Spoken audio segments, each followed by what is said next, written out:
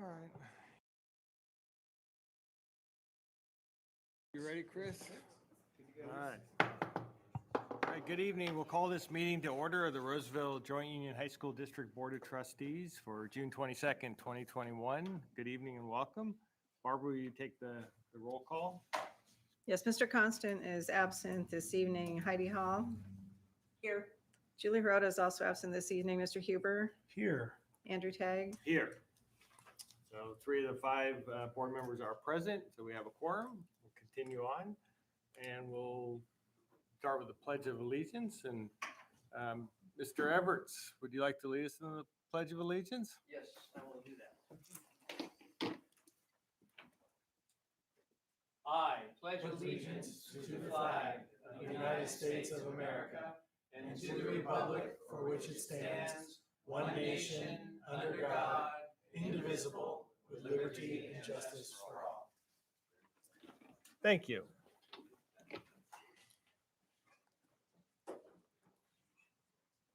All right, a reminder on the meeting protocols.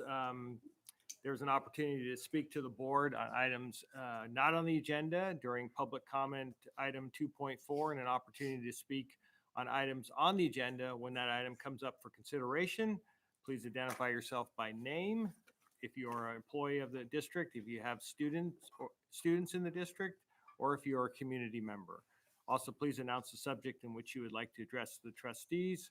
If 1 to 9 members of the public wish to comment, the timeline will be 3 minutes. If 10 or more of the public wish to comment, the timeline will be 90 seconds. The meeting is being audio and video recorded. It's also being streamed via Zoom what is it? YouTube, excuse me. It's being streamed via YouTube. Being Streamed. And thank you for joining us. Any communications today, Deputy Superintendent Becker, for another week? No communications. Okay. Item 2.4 is public comment for items not on the agenda. Any member of the public wish to comment on an item not on the agenda? Okay. Seeing none, we'll move to item 2.5, which is committee reports. I don't believe we had any committees meeting this previous 2 weeks. So we will go on to the consent agenda. And I believe there's one consent item that we need to make a revision to. Mr. Basham.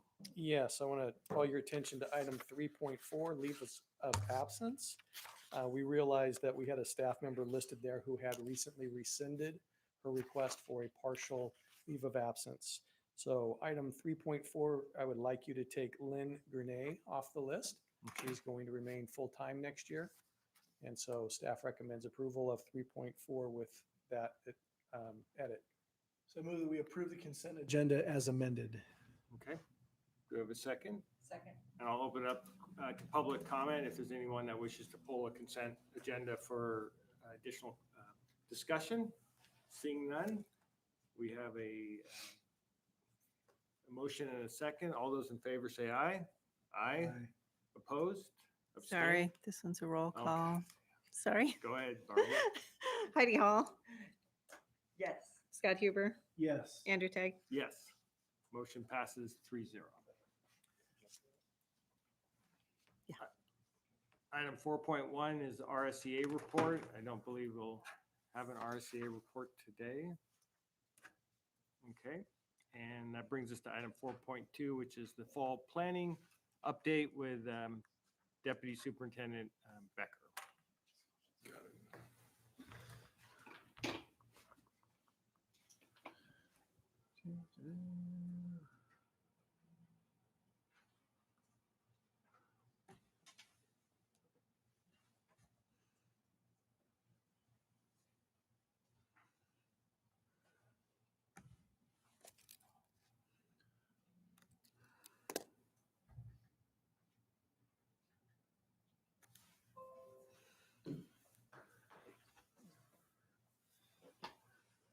Thank you.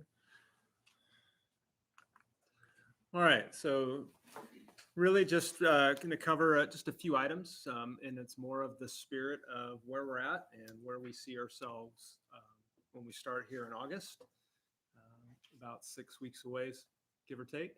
But really the main objectives we have there, as you can see in the first bullet, is to reconnect our staff, students, and school communities, and using an RSCA term, refresh and renew.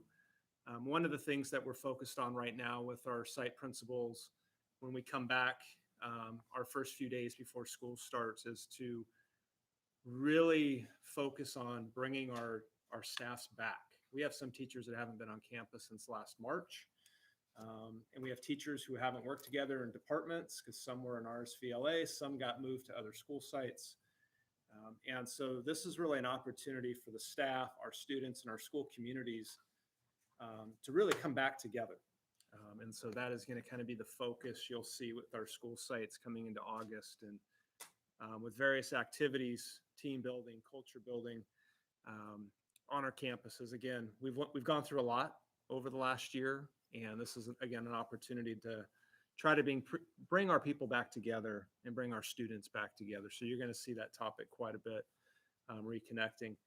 The second bullet is really just where we're at right now. Do everything we can to get back to what our schools look like before March of 2020.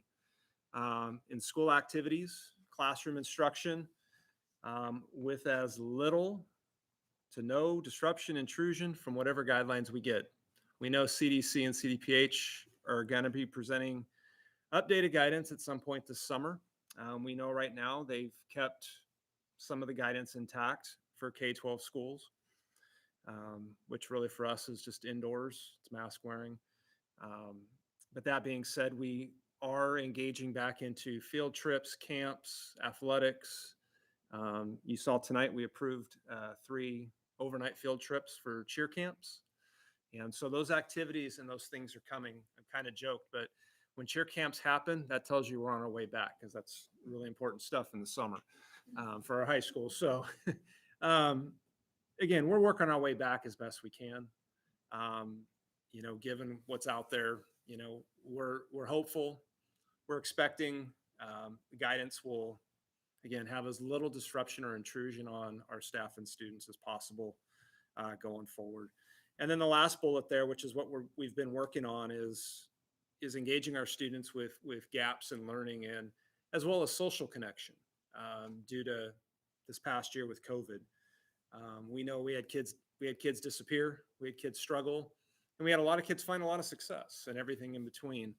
But not only do we have academic gaps, we have social gaps that we have to address. And again, for me, that's why the activities piece is so important, and why I'm really reinforcing that with our principals is let's get as many of our activities back up and running as possible.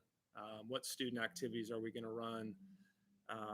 And really be intentional with that so that our kids are engaging one another, not only re-engaging in the classroom with the academic program, but how they're engaging each other socially as well.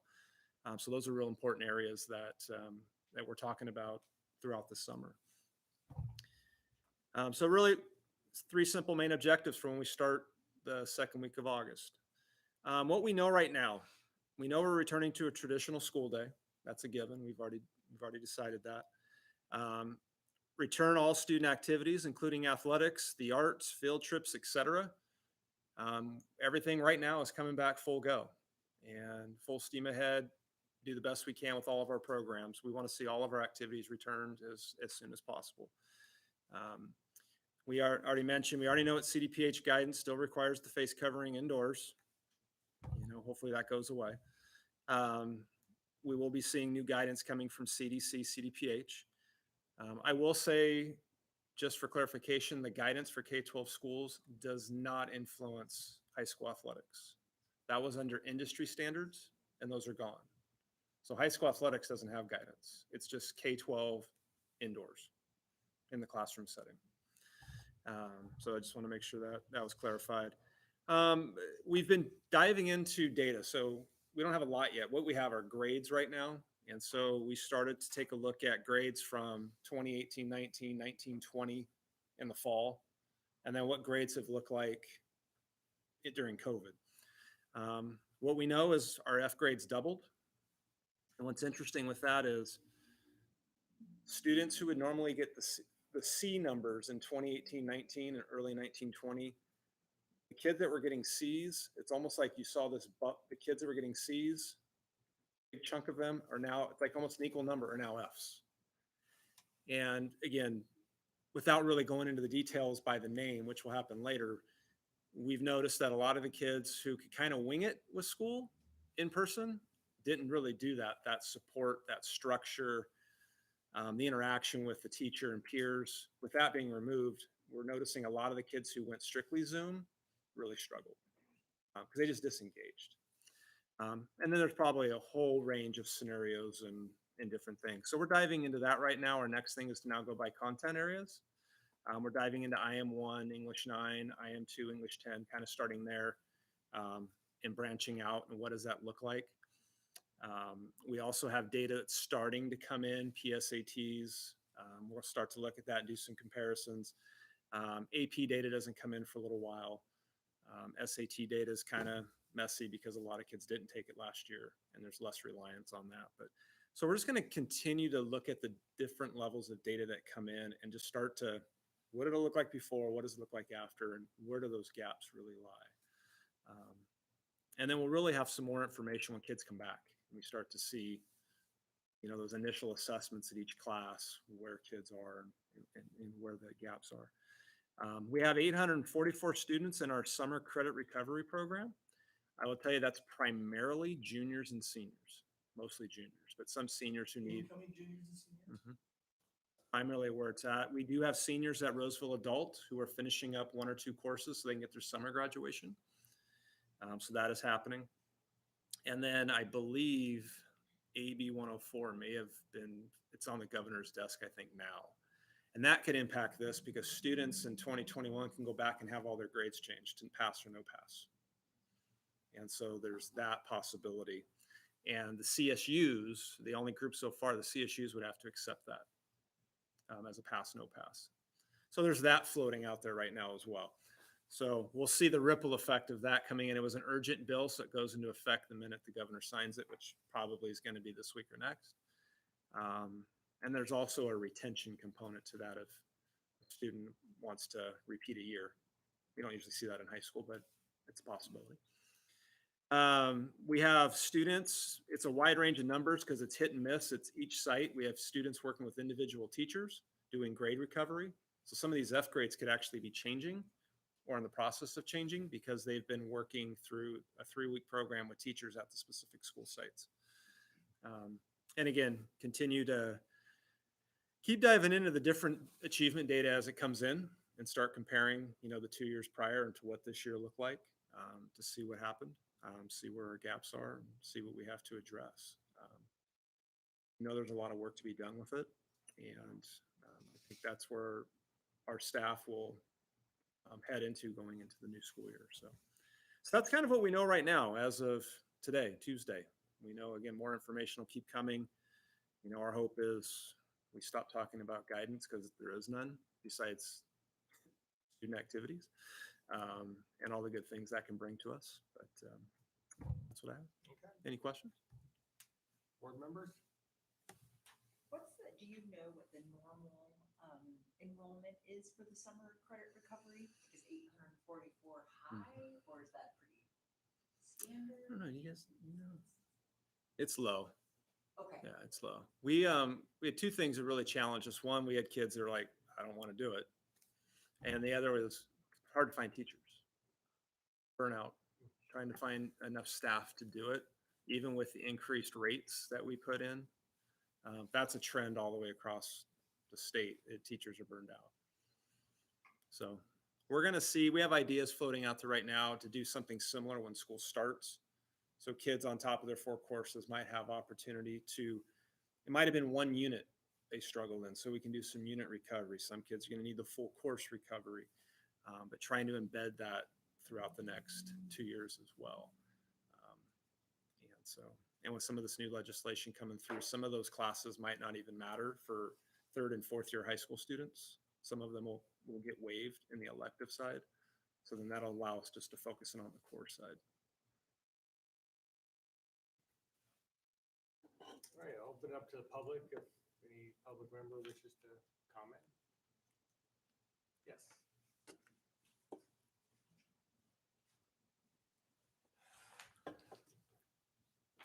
Hi there. My name is Karen Combust, and I am a parent of a rising junior at Oakmont High School, and she's super excited to be off on summer break. So I'm sure that's the same for many parents here, as well as the teachers. Thank you for the update, and I want to address a couple of things. First of all, the learning loss. I know that's such a challenge to try and figure out how to dive into that. I would just challenge you that that's probably bigger than just grades. I know my student did a great job this year, and she had an increase in her PSAT, but not what I was expecting her to have. And so all that subtlety with like learning loss. And yeah, I 100% know her classes were not as tough as her brother's 3 years ago when they were the same ones. So I'm not saying that anyone dumbed anything down. I just know that it was a very challenging year, and those subtleties must be incredibly challenging as an educator to figure out. What I will ask, on a secondary topic is, we keep talking about the CDPH and their guidance. And I think all of you probably in this room know that most of us who keep coming are not fans of masks, are not fans of quarantines or testing of even the athletes, and certainly not as a regular, to attend class student, and certainly not vaccination mandates by any means. So I think where most of us stand on that, and me in particular. But what I would ask, and I've asked this before, because we keep hearing, it's not in our hands are tied, there's nothing we can do. I guess I would challenge that and ask for you to, once again, represent this district and do some bold things and take what you've done as a leadership organization in the past and just continue that with, in particular, supporting or drafting your own letter, similar to what the Rockland School District did this last week. I have a copy here if anyone is interested. And basically they their board voted in approval of this letter that was presented by a trustee to basically ask the CDPH to lift their mandates for mass quarantines and testing and allow the local school districts to have optional mask wearing for students. And I think we all know that's a big challenge, getting CDPH to listen, answer, respond. But I think it'd go very far in supporting this district. You can write your own letter. You can sign on to the Rockland School District letter in support of that. I just think it would be something that would go a long way for this district in support of your students, your teachers, and push back on the CDPH guidance. I'd also ask, are you talking to them on a regular basis? Who in this room is having those conversations? When are they flagging that you're going to get notice? I mean, we're already seeing things in LA School District where the unions are saying masks for everyone, regardless. And we're in such a different place now than we were last year. 100% know that if our students have to come to class for 6 hours a day wearing those masks, and the teachers, I can't even imagine. We're in a completely different state of being with COVID. And I just can't imagine that we're going to have the same or even more stringent requirements than we did last year. And testing is one of those that I think we've seen.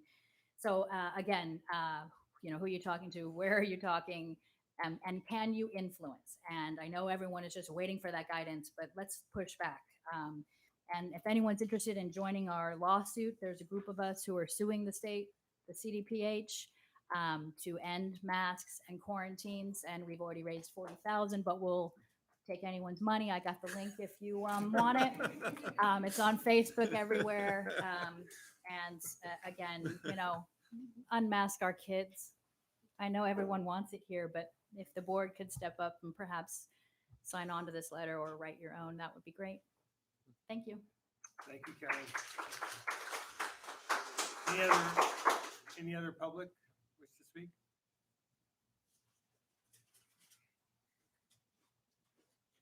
I'll keep it short. Good evening, Mark Anderson, father of a student athlete, will be a junior at Oakmont High School this year again. Well, not a junior again. He will be a student again.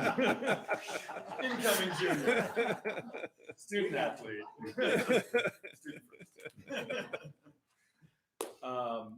thank you for the update. Thank you for the brief meeting and getting down into it. I just want to take a second and talk a little bit and just echo a little bit what Ms. Combust had to say too. As I look around the room, I've been coming to board meetings for a while now, in person and virtually. I've never seen your face, Ms. Hall. And what happens? We have much more of a connection than I did previously. Scott, I've known you for years. Mr. Tag, same thing. I've only seen you in a very different light. I never know what you really look like. And I think those are some of the, underrepresented things that happen in classrooms. It has been happening. I see it in my work every day. I see it with the people I work with. I see it with the people that I work with every day that have been coming to work through this entire pandemic every day. You lose a closeness. And I think that's something that really needs to be considered. And I really would second what Ms. Combust had to say, which is get active and don't wait for someone to make a decision. If I waited for someone to make a decision in my work life every day, I'd be far behind where I should be and where my expectations are from my bosses, right? So I think that the expectation really should be push what we know is right. Don't take someone's word that says, okay, this is the way it will be, and just wait to hear what we have to say. The hypocrisy of saying a student high school team can go play with 22 kids on a field closely together with no mask, but I can't be in this setting next to this individual right here, this gentleman, or you. I can do this. I can be on a sports field, but I can't be in a classroom in a learning environment. How is my son going to learn Spanish 3, 4, or 5 without seeing the teacher's face and lips move and understand how that diction goes? And understand, can they hablar en español? Sí o no? So that's it. How are they supposed to learn? Of course, there's learning loss there. So I really would think that it's incumbent upon all of us to take the action and really push the CDPH to change their mind. We try to teach critical thinking skills, and hopefully I see that when I hire people out of places like Sac State every year, is without critical thinking skills, they have a tough time at work. And so we should be challenging these attitudes and these policies that contradict each other. So that would be, again, my request to the board. Thank you for your time. Enjoy our summer. Thank you. Any other public member wish to speak?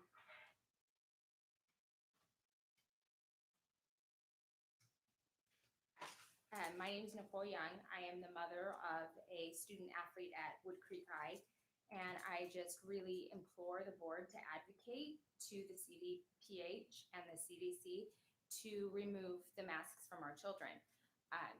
It's foolish to think that I did not have a backyard full of football players over this weekend, and they can hang out in my backyard, and they can come in my home, and they can eat my food and play video games in my living room, and then once they're in the school setting, they're masked.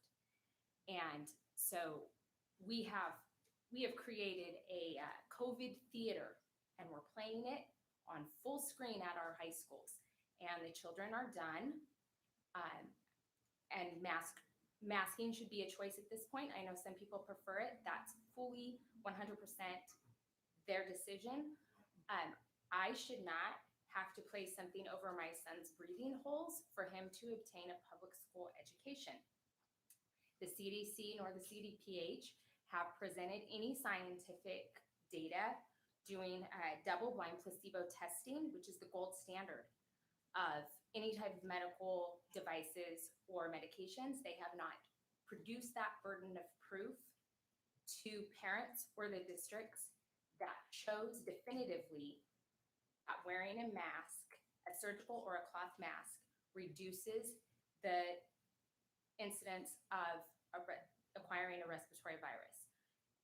We've just gone along with it, and I'm not going along with it anymore. I will not be sending my son to school or to play athletics with a cloth or a surgical mask on any longer, because I know it serves no purpose. So I am imploring the board, the district, whoever, be brave. Do what we have elected you to do, which is advocate for our students, advocate for our district. Be brave. Thank you. Any other public comment? public comment? Okay, seeing none. A couple of comments, and I appreciate, Karen, I appreciate your passion, your ongoing passion for this and your support, your advocacy. Thank you, Mark, and thank you, Nicole.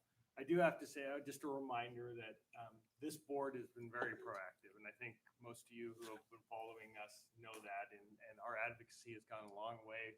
I know all of us board members have in different ways have advocated, our own Placer County Health Department, county supervisors, CDPH, others along the way. So in some way you're preaching to the choir in that is, I think you know that, and I appreciate the words, and I get where you're coming from on this.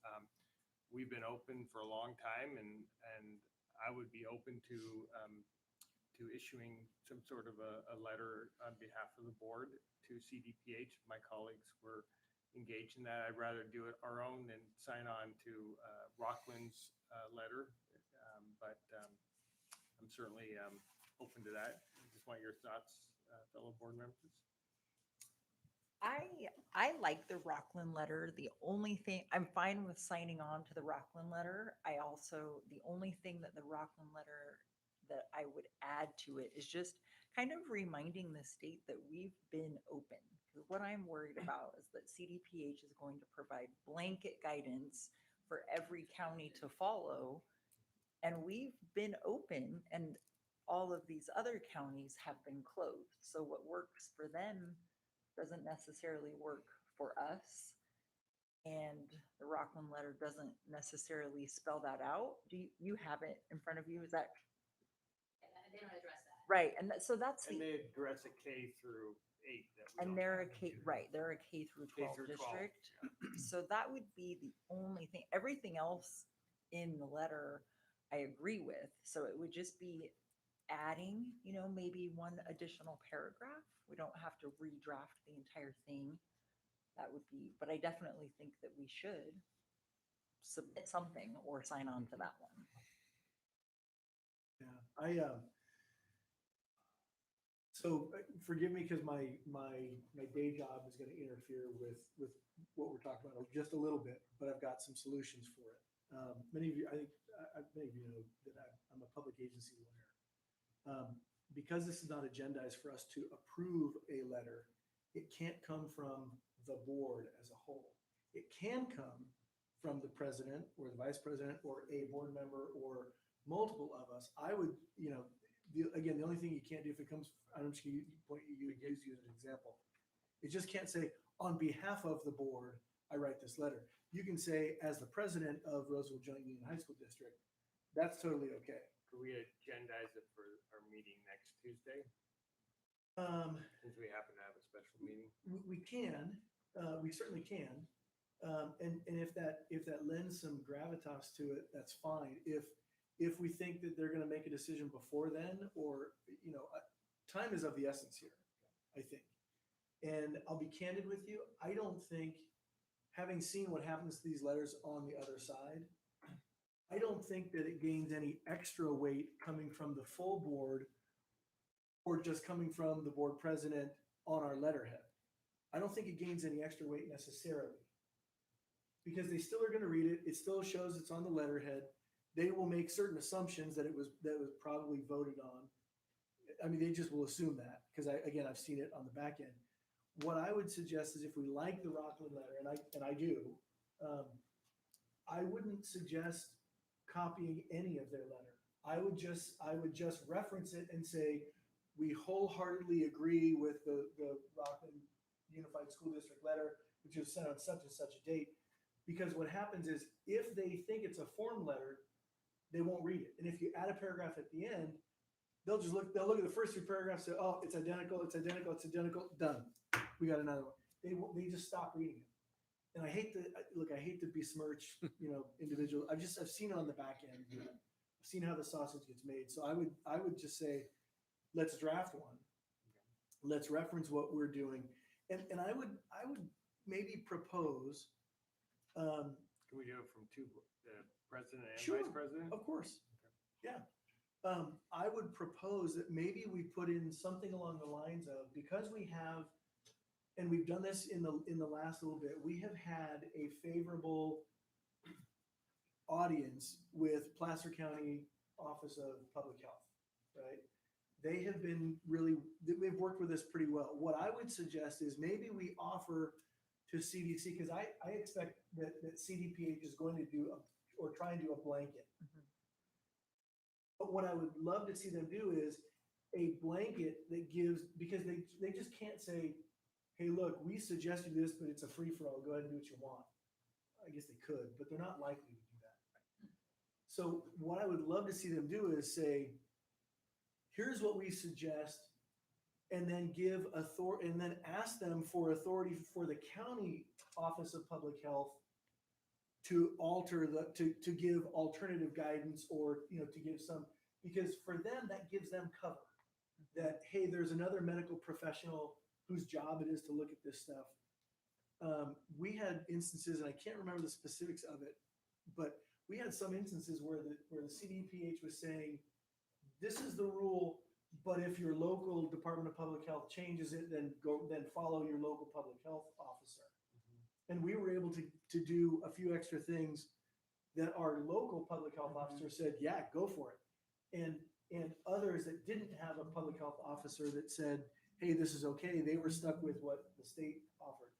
That's probably more palatable to them. I know that the Placer County Department of Public Health is more amenable to local preferences. I'll use that phrase. So that would be my thought, is if we can ask for, hey, listen, whatever you put in place, please CDPH, and we wholeheartedly agree with Rockland, but if you're going to put a rule in place, please allow the county Department of Public Health to give some, some structured guidance that, you see what I'm saying? To give, I don't want to use the term more flexibility, but to impose some conditions based on local conditions of transmission or what have you. Because I'll just say, I've been traveling, I've never stopped traveling as a public agency lawyer. As many of you know, with the flexibility that you guys have graciously given me, sometimes I'd be in a meeting in Ontario, and the next day I'm in one in Butte County, and then at the end of the week I have to go back down to Southern California. I've been on planes, trains, and automobiles this entire time, and what I've seen in different counties really varies based on what's going on. In some locations you had months ago, you had minimal transmission, and then in other locations it was rampant. LA County was crazy for a while, and San Bernardino County, where I was crazy for a while. And here it was like there was very little transmission going on. And so anyway, so I think that would probably get some,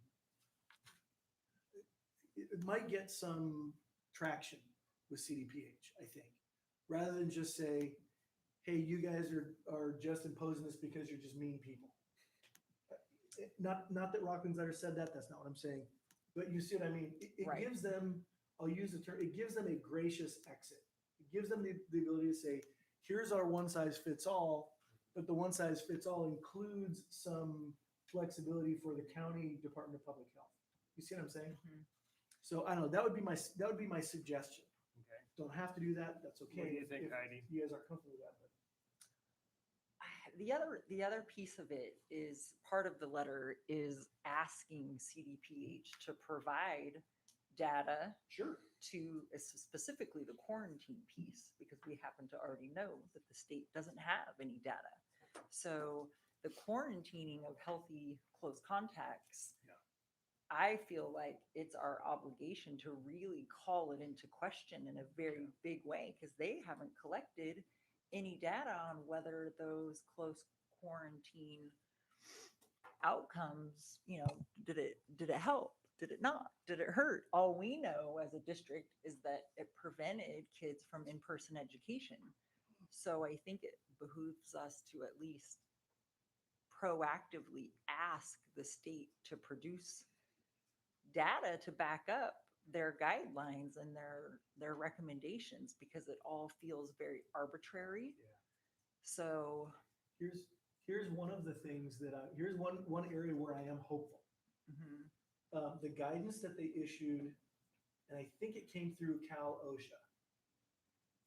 If individuals are vaccinated and they have been within 6 feet distance of someone who tested positive for COVID, they're now saying if the individual who was exposed was vaccinated, they don't have to quarantine unless they begin exhibiting symptoms.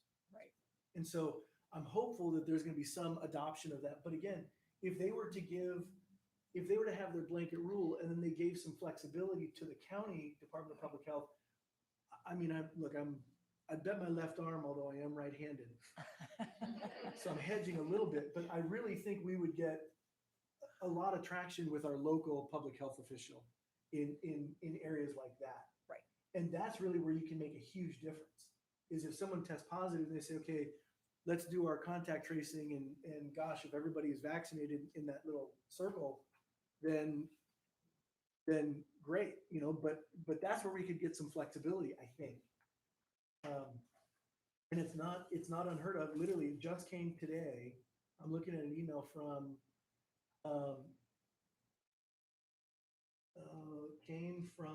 it was CDPH actually that issued it. And it was adopted by Cal OSHA. Yep. On June 17th. So that's one of the changes that was made. So it wouldn't be out of the realm of possibility if they were to impose some stricter guidelines. I could see, again, our local public health official, and I'm pointing over my shoulder towards Auburn, where they are, right? I could see our local public health official saying, hey, Cal OSHA has adopted this. We're gonna implement this in schools. I could see that happening. I could see that happening pretty easily.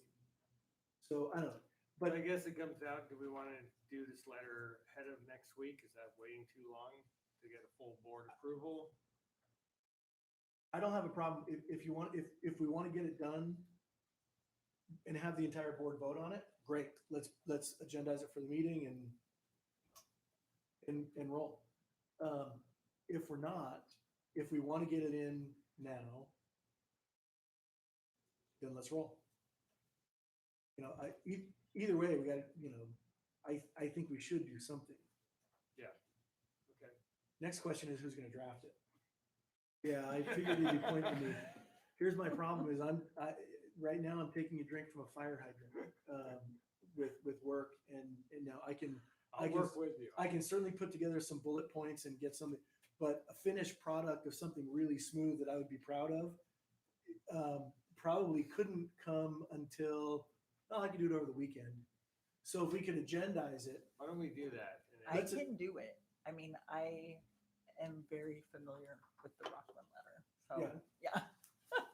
And I know that our issues are very much the same. So it would just be agendizing it for Tuesday, having all of us. Tuesday or Wednesday? It's Tuesday. Tuesday, our special meeting. Okay. Do you want to take that on? Mhm. All right. Yeah. Heidi's going to draft the letter and we'll agendize this for next Tuesday, 29th. Would you do me a favor, when you get it done, would you send it to the other board members so we can sort of mark it up? Yeah. And- Okay. And then at the meeting, we will fully disclose what the markups are. So we comply with the Brown Act and, but that'd be great. Okay. Again, totally up to you, but I would reference their letter and if there are components of it you want to include, go for it. But even including whole paragraphs if you want to. Right. I just wouldn't take the whole thing and then just add a paragraph because then a lot of times again, they look at it, oh, great, another form letter, you stick it aside. Okay. All right. But it is in your capable hands. Got it. Thank you, Ms. Hall. No problem. All right. We'll move on to our public hearing tonight, items 5.1, 5.2. And Mr. Becker, you want to start us off? All right, so this public hearing is to address our LCAP The California State Board of Education approved spending regulations and a template for the LCAP that support local implementation of the local control funding formula. We have to develop our LCAP, which we have over the last 15 months or so, and has to be approved by June 30th of each school year. And so at this time, really just real quick, want to cover 3 bullets. The LCAP, just so people know, is targeted primarily to support unduplicated students. These students are English learners, foster youth, and socioeconomically disadvantaged. The plan elements were designed based on local data and stakeholder input, including surveys, in-person, online Zoom meetings. And this evening is the public hearing with an opportunity for the public to provide feedback and written comments with a timeline for final LCAP approval at next Tuesday's meeting. And so here's also cards if anybody needs it to put your comment on there, because I need your name, address, email, and phone, because I have to respond to each comment on here if you haven't already sent one in. All right, so Education Code Section 52062B1 states that the school district governing board shall hold a public hearing to solicit the recommendations and comments of members of the public regarding the specific actions and expenditures proposed to be included in the local control and accountability plan. A public hearing on the LCAP shall be held at the same meeting as the public hearing on the budget for the subsequent year, which is required by Education Code Section 42127A1. The LCAP is posted on the Roseville Joint Union High School District website under announcements and in board documents for public inspection. Printed copies are also available at the district office. If any members of the public have a question specific to the LCAP, please fill out one of these cards that Mr. Becker was showing and return it back to Ms. Huber by the end of this meeting. The superintendent is required to respond to questions in writing, and the public hearing is opened at 6:42 p.m. And so at this point, we did receive a number of emails, so we'll include those for sure. And I know Mr. Becker is also responding to them, and we'll have input on that. So at this point, we will open it up to the public for comment. Again, just state your name.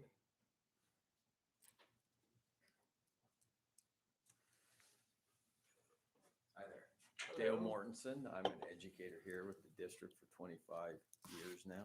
Been honored to be here. Thank you for being here tonight. In lieu of the statistics we saw in DNF students, I guess I would have one of the questions I would ask is, can we allocate? Because I know this plan's been ongoing, but we've had an upheaval over the last year. And your statistics bear out what my ANIC data told me in my classroom and speaking with my colleagues, that D's and F's are way up. Is there any way to allocate money from LCAP to identify and assist D and F students outside of unduplicated students individually? Because there are a lot of students out there probably don't fit into the unduplicated category, but are struggling all the same. And so I guess that would be a question I would write. Is there a way, a provision within LCAP that we could put resources into helping those D and F students? Because a plan that's been developed and ongoing for several years really didn't, I'm not sure, took into account the statistics we saw tonight, what we've all experienced over the last year. And so I would want to promote maybe some LCAP resources for those struggling students, D and F students. That's all I have. Thank you. John, here's a question. Does he need to fill out the form, or is this? He's got an email. He sent an email already. You sent an email, right? Okay. Yeah, I have an email from Dale. Got it. Okay. It had no question in my email. Yeah. It was basically stating Yeah. that. Is there? I just want to make sure that the question gets answered as part of Yep. it. Yeah. Okay. Yeah, I have it down as a question, so I'll Okay. respond to his email. Yep. Thank you. Next speaker. If any. Okay. Seeing none, Public hearing. 5.1. Close the public hearing. And we'll close the public hearing at 6:44. Thank you. I would, now the public comment portion is What do closed. you got? I would support that question. And quite frankly, if we have that flexibility, I would support that option, if we have the flexibility to do that. we're going to have to find, I think, a lot of resources for, and you can call it whatever you want to call it, whether it's learning loss, whether it's helping kids get up to the current level that they're at. For someone who had IM1 who didn't get, all of it, and now they're in IM2 this year and they need some help, whatever you want to call that term, we're going to have a lot of needs, I think, in a lot of areas. So And we're also with the ELO grant, yeah, about 7 million. We got another ESSER 3 grant, which is another 5 million. I mean, it's to the point where it's a lot of money and you only have so much resource. yeah. But we have a lot of different pots of money going into this very topic. What's crazy ironic is usually we have the opposite problem. we can find people, we can find the bodies who will do the work, but we can't find the money. This time we've got the money. Now we're like desperately looking for bodies to help us, and anyway. So anybody who is available and willing to do it, I have, and I will freely tell you, I live with and am married to a credentialed school teacher. And I said, you ought to just go volunteer, in classes and, wherever you can, and of course said, if you want a job, great, take a full-time job. But if you want to just volunteer for a couple of, a half a day, a couple of days a week, go for it. So if we have individuals who have flexibility in their schedule, who are willing to help, particularly, credentialed teachers, we'd love it. All right, then we will now open up a public hearing for item 5.2, the fiscal year 21-22 preliminary district budget public hearing. Assistant Superintendent Joe Landon. So I don't have much to add. We presented the budget that incorporated LCAP as well as the district budget for the year back in May. So this is another opportunity for the public to make any comments in the public hearing before we bring back the budget next week as well for approval. Okay, open it up to the public. Seeing none, bring it back to the board. And we'll close the public hearing for item 5.2. And we'll move on to action matters. 6.1 is a mutual benefit agreement for Ventura at Granite Bay. Mr. Landon. Yes, the purpose of this item is to bring a mutual benefit agreement to the board requesting approval with Ventura at Granite Bay. We've worked with the developer and come to an agreement on a plan that's in the Granite Bay community where there's 33 homes and the developer fees are the equivalent of $6,000 per dwelling unit. Staff recommends approval of the mutual benefit agreement with Ventura at Granite Bay. Board members, any questions? This is more than the statutory minimum, right? Correct. It's more than the minimum, but not as much as some of the newer homes. So this is more of an infill. Yeah. And so a lot of the infill will do a little bit in between. This is like on the corner of Douglas and Eureka, isn't it? Yes, it's right off of Eureka. Yep. Okay. They're almost like zero lot line. Mm-hmm. Yeah. Okay, we'll open up to the public for comment. Seeing none, do we have a motion? Move approval. Second. Okay, a motion by Mr. Huber, a second by Ms. Hall. All in favor say aye. Aye. Aye. Opposed? Abstained? Motion passes 3-0. Item 6.2 is the local educational agency Medi-Cal billing option program contract. Mr. Landon presenting. Yes, we participated in this program a number of years ago, but stopped doing it because of the time that was involved with it. And we did not collect many resources, much revenue from doing a program. Since then, some of the regulations and some of the vendors have made it much simpler on school districts to collect the revenues. These are revenues provided through the federal, through the state government to reimburse us for services we provide to students who are eligible for Medi-Cal.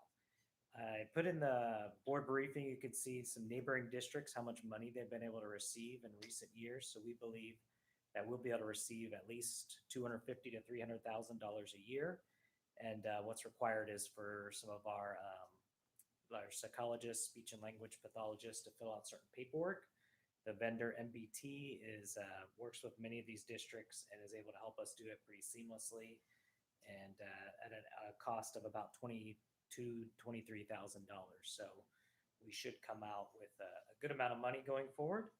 And so staff recommends that the board approves us entering into a contract with Medical Billing Technologies to allow us to complete these reimbursements. Okay. Board members, any questions? Okay, open it up to the public for comment. Bring it back for a motion. Move to approve. I'll second. Motion by Ms. Hall, a second by Mr. Huber. All in favor, say aye. Opposed? Abstain? Motion passes 3-0. Thank you, Joe. Item 7.1, pending agenda items. Well, we've added one for the 29th, which will also include the approval of the LCAP adoption and the budget adoption for the fiscal year 21-22.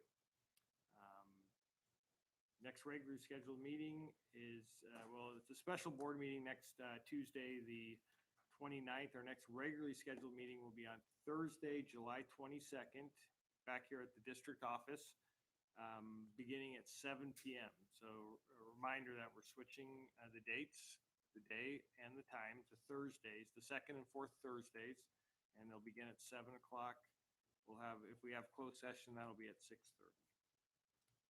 Board and staff comments. The short, any comments, Mr. Basham? I will not be here next week. My director of accounting, I don't know if some of you better, Laura McGee will be here in case there's any questions on the budget. I have a vacation already planned, but she's in your very capable hands with her.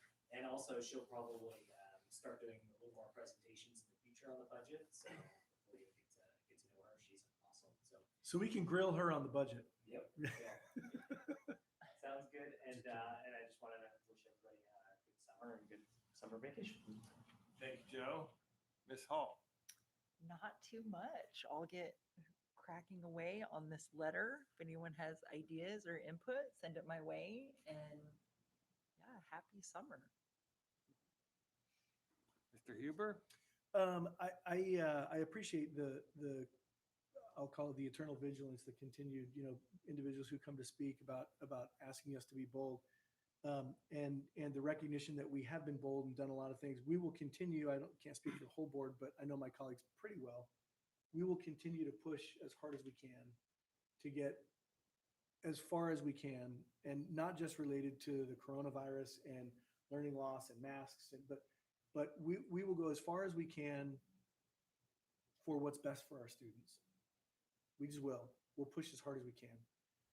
And that's not limited to the board. I mean, there's, it's funny. We had a retirement dinner last night, and it was really fun to sit down in I'll use the term a non-professional setting, a non-formal setting, right? To have dinner and just sit and talk and socialize. And former board member Paige Stouse was there, and John was there, and of course my colleagues were here, and Pete was there, and Jess Borhan was there, of course, and several folks here.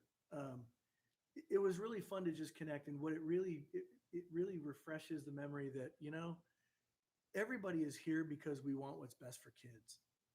Everybody does. Sometimes we may occasionally disagree on what that is, right? But there's no question that everybody wants what's best for kids. And I can't resist repeating this. Jess made I told Jess Borhan, he said, great, now I get to come back and, watch his meetings. I said, you get 5 public speaker cards, and that's it, no more. We're gonna limit you at 5 for the rest of your life, and that's it, cut you off. But I joke. But anyway, it is, the people business is always delicate and difficult and sometimes messy. But it's also one where you really get, I think, phenomenal results. And you can really see the difference, particularly in education. You can really see the difference in the lives of the individuals who take, full advantage of the education.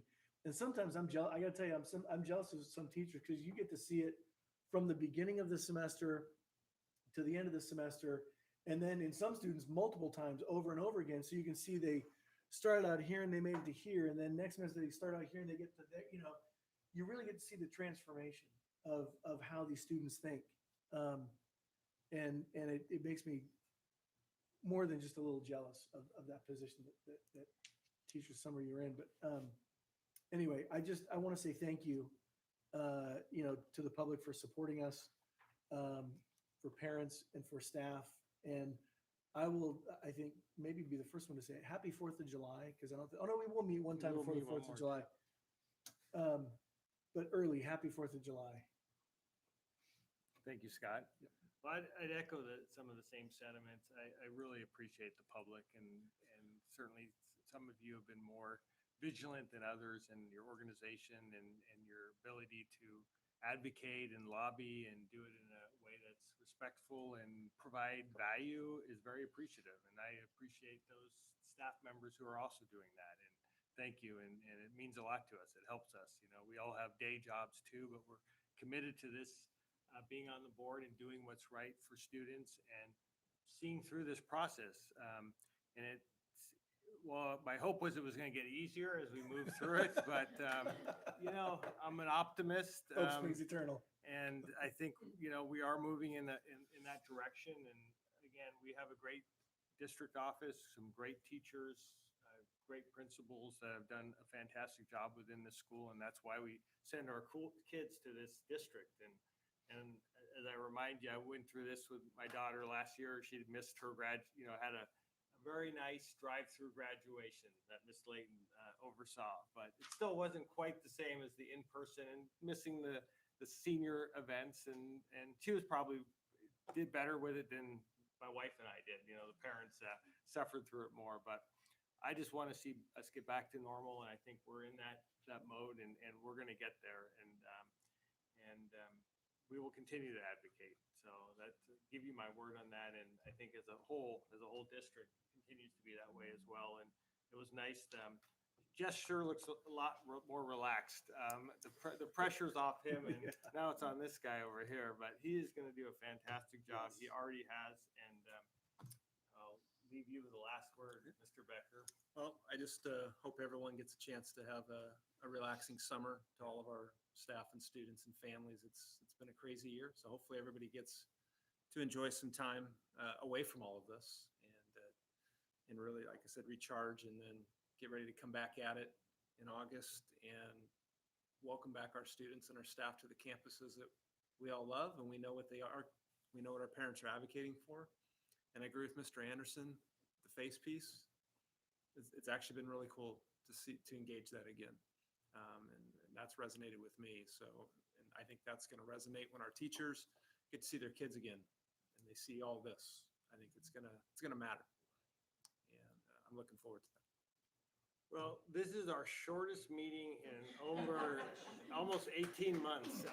6:58. Thank you, everybody. Can we let Jess know that? John, this might be you.